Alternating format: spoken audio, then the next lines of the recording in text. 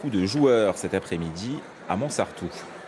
Stéphane Rousseau, Patrick Bosso ou Max Boublil. Particularité, ils sont tous produits au Petit Paris à Menton. La salle a vu le jour il y a 5 ans. Portrait de son créateur, un homme à tout faire, Nicolas Urbain, celui qui a gagné son pari, imposé l'humour à Menton. Ce portrait est signé Bernard Perrano et Jean-Marc Sarr. Accompagné de Bertrand, son éternel camarade et technicien, Nicolas Urban prépare la scène pour la représentation de ce week-end. Grâce à lui, depuis 3 ans et demi, les Mentonnais peuvent assister à des spectacles d'humour. Pour cela, Nicolas doit se transformer en organisateur et en régisseur.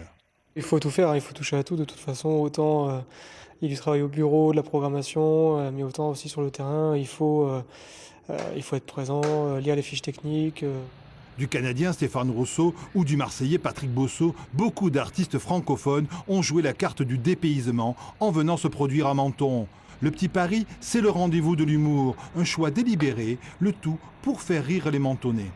L'humour, parce que je pense qu'aujourd'hui on en prend plein la figure toute la journée. Donc les gens ont besoin de rire et si on peut les faire rire ne serait-ce qu'une heure et demie par mois, ça sera déjà toujours ça de gagner.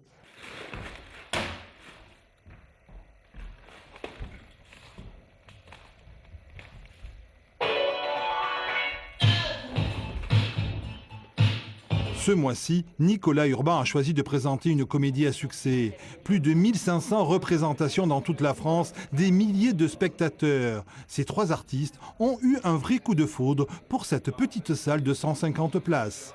C'est très très chouette. Ouais. On s'est baladé un petit peu, c'était très chouette.